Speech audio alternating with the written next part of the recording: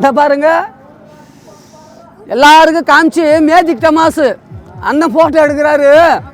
எப்படி தரமாக ஒரு 100 ரூபா கொடுப்பாரு, அது ஒன்றே போகிறோம் எனக்கு.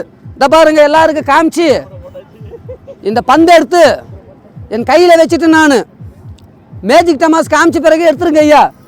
அது 2 நேரம் என்கிட்ட இருக்கிறது எனக்கு ஒரு மனக்கிளியாக இருக்கும். எல்லாருக்கும் தெரிகிற மாதிரி இந்த பாருங்க, காலி கிண்ணம் அந்த இடத்துல மூடி வச்சு பந்தே என் கையில் இருக்காது, அது உள்ளே போகணுன்னா அது போயிடும். சொன்னால் நம்ப மாட்டீங்க நீங்கள். நான் காமிக்கிறேன் பாருங்களேன். பரமேஸ்வரா யாடிக்கு போயினாலும் உன்னோடு ஒசாடுன்னு ஏன் ஜேசு. இதை பாருங்க, அந்த இடத்துல வச்சு என் சாமி மேலே தொட்டு பந்து எடுத்து என்னுடைய கையில் ஊதி கொஞ்சம் போது மண் எடுத்து அதன் மேலே போட்டு கட்டுறதுக்கு வச்சுக்கின்னு இருந்த ஒரு குச்சி ஒன்று தோ இருக்குது. 1 2 3 ஒரு கட்டு கிண்ணம் பார்த்தீங்களா, காலி கிண்ணம். எத்தனை வாட்டி காமிச்சாலும் ஒரே கிண்ணம் தான். கிட்ட வச்சு மூடுவேன், சந்தேகமாக இருக்கும். எல்லாருக்கும் தெரிகிற மாதிரி அந்த இடத்துல வச்சிடுறேன்.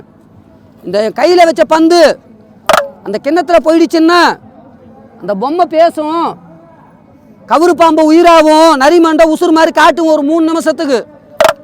இது போகலைன்னா ஒன்று கூட நடக்காது. இதை பாருங்க, போகுதா இல்லையா அப்படின்னு. அப்படின்னா போய் பூந்துக்குச்சு. அதில் வாயில் போட்டுக்கினாரு, மடியில் வச்சு மறைக்கிறாருன்னு நினச்சிக்காதீங்க யாருமே. இதை வெத்த முடிஞ்சு வந்தீங்கன்னா நானே உங்களுக்கு கற்றுக் கொடுத்துருவேன். இது ஒரு பெரிய சாதனையே இல்லை. 10 விரல் பரிசோதனை. இதை பாருங்க, பந்து போன இடம் அந்த இடத்துல. இப்போ அதில் பால் பொங்கணும், இந்த பொம்மை வாய் திறக்கணும். இந்த நரிமண்டை உசுறு மாதிரி இந்த இடத்துல ஒரு 3 நிமிஷம் தெரியும். உசுராகி காட்டுக்கு விடுவியாப்பான்னு கேட்க போகிறீங்க. அந்த மாதிரிலாம் காட்டுக்கு வர்ற மாதிரியா இருந்தால் செத்து போன பணத்தெல்லாம் எழுப்பி விட்ருவேன் நான். அதெல்லாம் என்னால் பண்ண முடியாது.